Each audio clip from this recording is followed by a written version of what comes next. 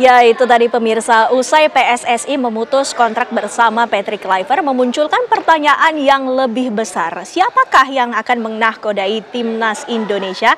Langsung saja kita tanyakan kepada para narasumber yang saat ini sudah bergabung bersama kami. Di sebelah saya sudah ada Erwin Fitriansyah yang merupakan pengamat sepak bola. Selamat malam, Bung Erwin. Terima kasih sudah hadir bersama kami. Terima kasih sudah diundang. Dan di sebelahnya tentunya kita sama-sama kenal ada legenda, yakni mantan pemain timnas Indonesia, Bung Hermansyah. Selamat malam, Bung Hermansyah. Terima kasih sudah hadir bersama kami juga. Langsung saja nih, Bung Herman, kita ingin mengetahui dengan adanya keputusan dari PSSI untuk memutus kontrak bersama Patrick Kluivert ini. Ramai, banyak sekali yang penasaran siapa sih kira-kira kategori yang bisa dijadikan sebagai penggantinya?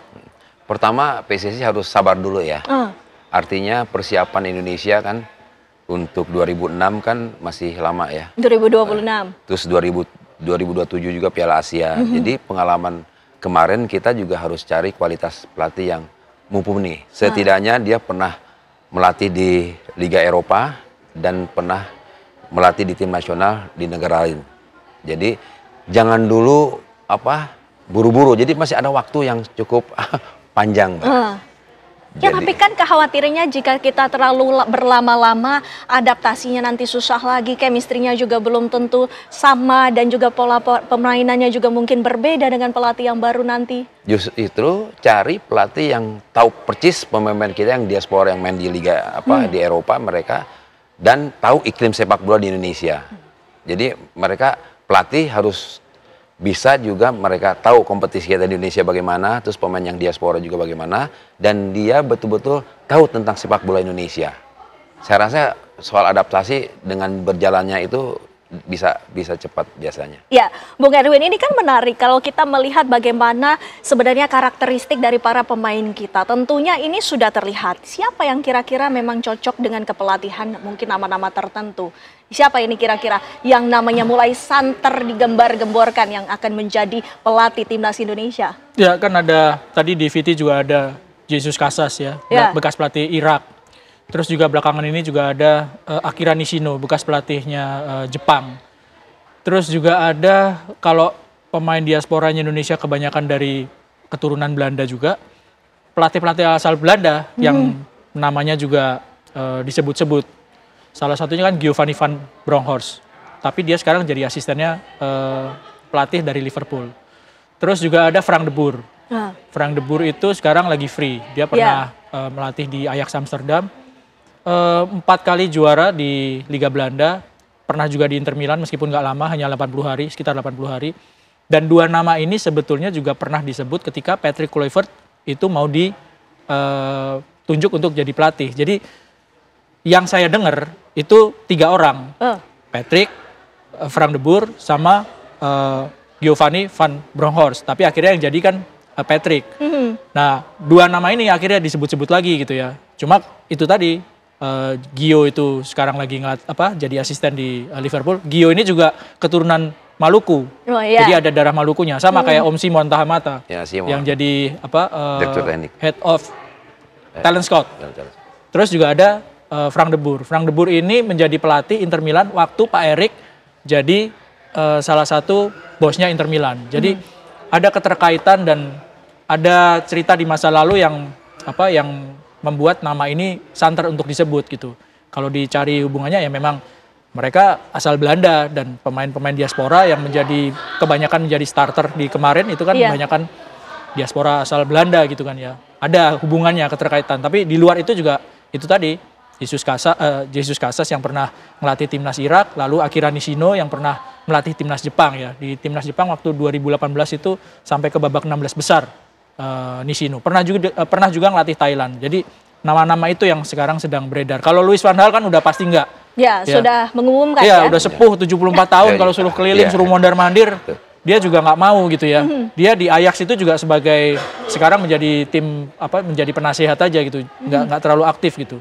Jadi 1 nama udah enggak. Ya, Bung Herman, apakah Anda melihat juga bahwa adanya kecenderungan banyaknya pemain diaspora ini juga memiliki karakter yang sama? Apakah ini artinya kemungkinan besar adalah dari Belanda? Saya setuju dengan Bung Erwin ya.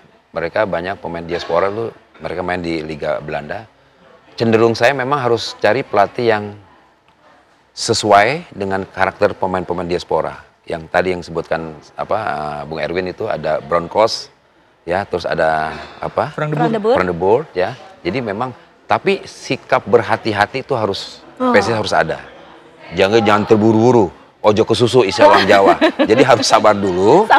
Dilihat dulu gitu loh. Apa prestasinya mereka sebelumnya itu. Jadi jangan buru-buru. Pengalaman kemarin juga kan. Iya. Jadi artinya harus sabar dulu, kan waktu sangat panjang ini. Harus sabar dulu, ditelah dulu, dievaluasi dulu, baru menentukan. Ya, itu saja pesan saya untuk PSSI. Ya, Bung Erwin melihatnya juga ini apakah masih panjang waktunya atau justru ini sudah dekat? Kalau dilihat dari jadwal FIFA Matchday, timnas ini kan main lagi, punya kesempatan untuk main lagi itu di bulan depan, sekitar minggu kedua ya, di bulan depan November. Dekat gitu ya. Tapi ini kan hanya FIFA Matchday, pertandingan uji coba gitu ya. Bukan sesuatu yang krusial seperti kualifikasi Piala Dunia kemarin, bukan sesuatu yang Piala Asia gitu ya. Jadi waktunya oke dekat, tapi masih cukup waktu, seperti kata Bang Hermansyah gitu. Nggak perlu terburu-buru gitu ya. Kalau misalkan dapat yang bagus dalam waktu yang cepat, bagus, ya kan. Pelatihnya oke gitu ya, kuat bayarnya, pelatihnya mau. Dalam waktu yang cepat sebelum FIFA Matchday, bagus, alhamdulillah. Tapi kan nggak semudah itu juga gitu kan ya. Ada uangnya, pelatihnya ada yang nganggur, belum tentu dia mau ngelatih Indonesia gitu. Karena sekali lagi Indonesia ini kan bukan negara yang sangat luar biasa di sepak bola gitu ya. Meskipun kemarin sudah masuk di round 4. Tapi kan pelatih juga pasti akan memilih. Kalau misalnya pelatihnya kaliber dunia gitu, pasti juga akan memilih apakah dia mau untuk melatih tim seperti Indonesia gitu ya. Ya harus dipikirkan gitu ya. Harus diseleksi dengan baik, CV-nya seperti apa, rekam jejak kepelatihannya dulu seperti apa, apakah pernah ngelatih tim nasional, prestasinya seperti apa. Kalau nggak ngelatih tim nasional, dia ngelatih klub seperti apa klubnya, apakah timnya itu tim papan bawah, papan tengah, apakah papan atas, di liga mana, itu kan yang harus dipikirkan dan dilihat secara kayak orang mau kerja, kan ada CV-nya pasti. Baru setelah itu diseleksi lagi gitu, seperti apa. Jadi nggak perlu buru-buru sih kalau menurut saya. Nggak perlu buru-buru, tapi kita ketahui juga berkaca dari pengalaman sebelumnya, Bung Herman. Mungkin pemain yang baik itu belum tentu bisa menjadi pelatih yang lebih baik lagi. Nah ini apakah menurut Anda adakah pertimbangan-pertimbangan untuk memilih seseorang untuk jadi pelatih timnas Indonesia? Iya, saya setuju juga Mbak. Belum tentu pemain hebat dulunya jadi pelatih yang bagus. Ya, jadi betul-betul PSSI harus, tadi dibilang Bung Erwin, setuju saya itu harus dilihat dulu dari jejak rekam dia sebagai pelatih, karena sepak bola modern sekarang kan nggak perlu kayak saya dulu jangka panjang setahun TC-nya. Mereka dengan formasi aja, cara pengertian mainnya sudah mengerti. Bagaimana pengertian chemistry pemain itu dapat, itu aja. Jadi nggak perlu jangka panjang untuk TC. Sekarang kan mereka tinggal datang, formasi kita main ini, cara pengertiannya seperti ini, mereka udah jalan. Bagaimana cari pelatih justru itu yang betul-betul yang tadi Bung Erwin, yang jejak rekamnya itu bagus. Apalagi kalau bisa dikatakan juga bahwa sebenarnya pemain-pemain dari timnas Indonesia ini chemistry-nya sudah dapat. Siapa di posisi mana ini itu sudah jelas, tidak perlu dirubah-rubah lagi begitu ya, Bung? Betul, justru itu cara pengertian mainnya mereka udah bagus. Bagaimana nanti pelatih yang cari pelatih yang pintar ya untuk meracik pemain yang udah tahu nih, ya chemistry-nya bagaimana, harus pintar dan cerdas untuk memilih pemain itu. Kan itu belum tentu juga bekas pemain bagus jadi pelatih yang bagus. Ya harus benar-benar harus PSSI harus sabar, diteliti dulu CV-nya ya, jejak rekamnya dia. Jadi jangan buru-buru dulu lah. Bung Erwin, tentu tuntutan dari para pecinta sepak bola ini menginginkan yang terbaik, yang sudah kelas dunia. Tapi kan kenyataannya belum tentu itu bisa mau untuk melatih timnas Indonesia. Nanti dibahas lagi ya Bung Erwin, Bung Herman. Nanti kita akan kembali pemirsa usai jeda pariwara berikut ini. Kita lanjutkan perbincangan kami, Bung Erwin. Jika kita melihat bahwa yang terdekat adalah pertandingan FIFA Matchday, pasti dari supporter Indonesia ini khawatir dan juga gelisah. Siapa yang akan memimpin pertandingan nanti? Kalau misalnya belum ketemu pelatih, biasanya tim-tim dunia juga sering kok nunjuk caretaker, ya, pelatih sementara, yang ditugasi untuk melatih tim nasional dalam FIFA Matchday gitu. Indonesia pernah menunjuk pelatih. Seingat saya Rahmat Darmawan dan Jackson Tiago pernah menjadi caretaker ketika di FIFA Matchday. Waktu itu belum ada pelatih nasional yang definitif ya, yang pasti. Dan saya rasa itu tadi bahwa faktor yang harus diingat adalah harus hati-hati ya, nggak usah terburu-buru. Sehingga ngapain ngejar FIFA Matchday terus nyari pelatih buru-buru hanya untuk FIFA Matchday, tapi ternyata nggak bagus pelatihnya untuk apa gitu. Karena Indonesia tuh standarnya udah tinggi kalau menurut saya ya. Round 4 itu standarnya udah tinggi. Iya, betul. Kan hanya 6 negara yang ada di round 4 ya. Dan itu negara-negara yang kuat di Asia gitu. Jadi nggak boleh lepas dari standar yang udah ditetapkan oleh ya Coach Sintayong sama Coach Patrick, kan harus diakui bahwa dua pelatih itu yang membawa Indonesia ke round 4 kan. Jadi nggak boleh ada di bawah. Sekarang harus set the standard high ya, harus tinggi standarnya gitu. Jadi ngapain buru-buru kalau misalnya standarnya nggak seperti penampilan kemarin gitu. Iya. Bung Herman, kita ketahui juga bahwa seorang pelatih ini memerlukan visi dan misi. Apa target realistis yang sedianya harus dimiliki oleh pelatih selanjutnya? Ya, selanjutnya dia harus punya target untuk di 2026 ini harus bagaimana. Setidaknya mereka tidak mempunyai target yang tidak yang harus dia lampaui dari sebelumnya ya, pelatih sebelumnya. Di 2027 masih ada waktu juga. Jadi harus ada target yang dia memicu untuk pemain-pemain kita untuk bisa menjuari Piala AFF di 2026. Jadi selanjutnya baru berjalan secara terstruktur di 2027. Jadi nanti di 2007 jelas kalau seandainya di Piala AFF 2026 di bulan Juli Agustus juara, jadi bisa nanti target lebih tinggi lagi di Piala Asia.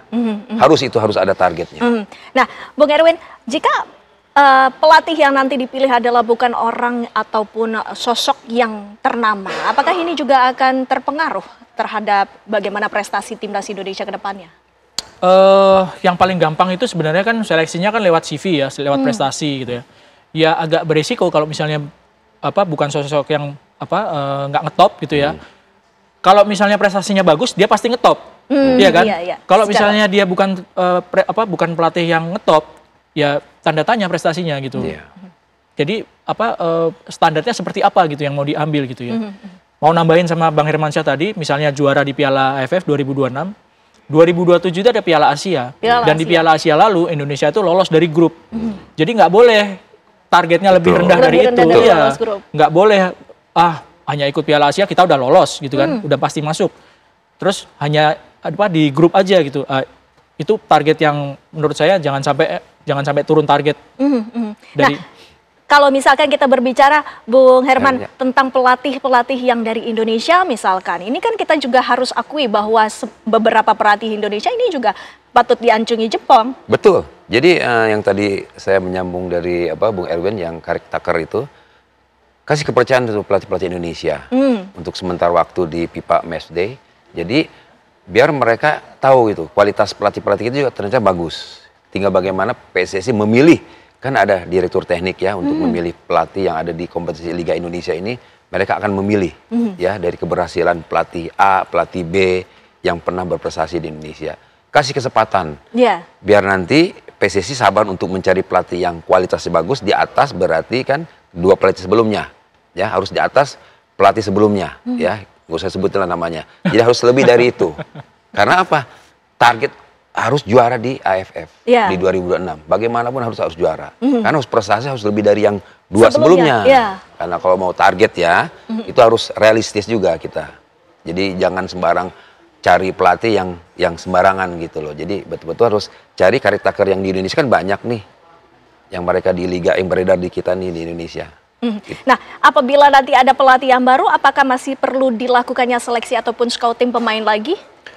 Kalau menurut saya yang sudah ada kemarin kan Diaspora cukup kualitasnya cukup bagus-bagus. Ya artinya pemain Indonesia juga yang kompetisi liga juga bagus-bagus. Tinggal bagaimana pelatih mempunyai database yang kemarin itu tinggal dilihat itu posisi yang mana yang kurang atau supaya ini mereka teamworknya lebih kuat lagi bagaimana. Itu kan tergantung pelatih yang baru nanti. Berarti kan harus di atas kualitas pelatih yang sebelumnya. Iya. Betul kan? Nah, jadi harus betul-betul kan database pemain-pemain yang Diaspora yang kemarin udah bagus-bagus Mbak. Sama pemain lokal gitu udah bagus-bagus semua Mbak. Udah bagus semua ya. Ibu Erwin, boleh menanggapi ini artinya bahwa pelatih ini yang dipertanggungjawabkan adalah bagaimana meraciknya, bukan siapa yang bermain di dalam lapangan nanti. Iya.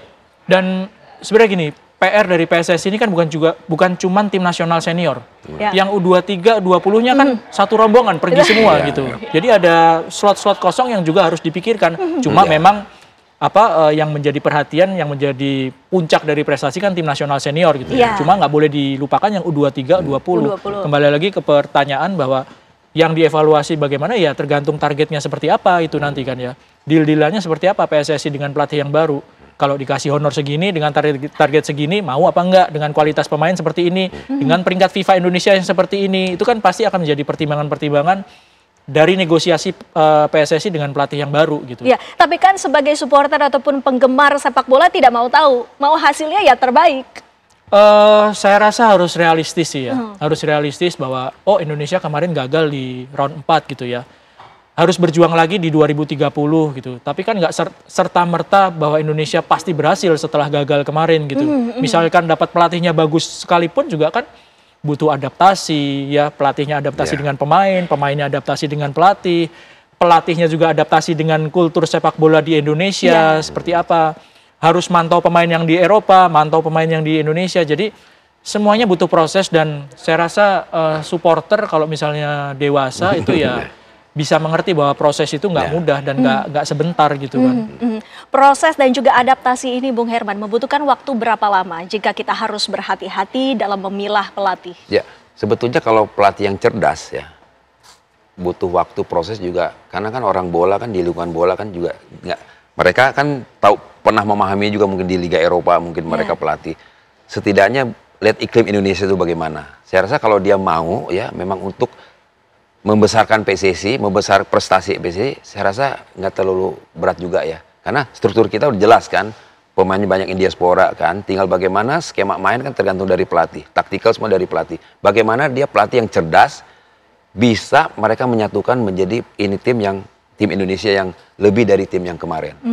Karena kualitasnya udah jelas, diaspora pemain bagus, pemain lokal juga Indonesia juga bagus juga di kompetisi. Nah, mengkategorikan pelatih yang cerdas ini, Bung Erwin, yang susah untuk diseleksinya ataupun disaringnya. Pelatih mungkin ada banyak di dunia. Itu tadi dari rekam jejak gitu ya. Dari rekam jejak bagaimana seorang pelatih itu beradaptasi cepat atau enggak dengan tim yang dilatihnya gitu ya, di level klub, di level tim nasional negara gitu. Karena beda kalau di klub itu kan mereka latihan tiap hari, ketemu tiap hari, setiap minggu tanding, setelah tanding evaluasi, langsung bisa dievaluasi gitu ya. Waktunya panjang sekali. Tapi kalau di tim nasional, satu FIFA Matchday itu ada 2 pertandingan, sebelum pertandingan pertama itu paling lama 4 hari ketemu gitu.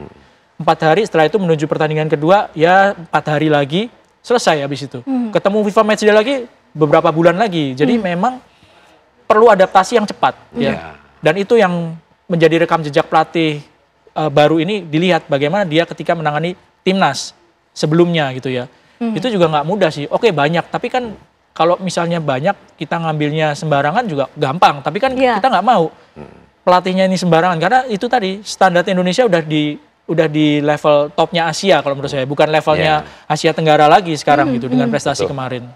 Nah, dan yang perlu dipahami oleh pelatih selanjutnya, Bung Herman, mungkin adalah karakteristik dari timnas Indonesia. Sesungguhnya apa karakteristik dari timnas kita, skuad Garuda? Ya, kita bisa lihat kemarin ya, daya juang pemain Indonesia lebih di atas rata-rata. Artinya semangat, daya dobraknya ada, terus pengertian antar lini bagus. Mereka 11 untuk satu pemain, satu untuk tim, itu mereka benar-benar kompak. Nah, kekompakan itu bagaimana nanti pelatih itu yang bisa menguatkan lagi tim kita lebih baik lagi. Kekompakan itu sudah bagus Indonesia, pemain kemarin. Pemain diaspora, pemain kita juga Indonesia. Bagaimana disatukannya agak lebih kuat lagi, akan lebih solid lagi. Artinya jangan dipaksakan, kalau misalkan fisik pemain tidak sanggup terus dipaksakan untuk menyerang terus. Betul kan, banyak pemain-pemain kita ya yang bagus-bagus. Kalau memang nggak udah habis, ada ganti yang lain juga kan, banyak stok pemain-pemain diaspora yang bagus dan pemain lokal Indonesia yang bagus. Nah, artinya juga membutuhkan waktu yang tidak sedikit untuk mengenali satu persatu pemain ya, Bung Erwin. PR itu pasti. Ya, apalagi kalau misalnya yang diingat pemain-pemain yang ada di tim nasional sekarang ini kan tempatnya nggak berdekatan gitu ya. Kalau memantau di Indonesia, di Eropa juga banyak pemain dan nyebar gitu. Jadi harus cerdas gitu ya.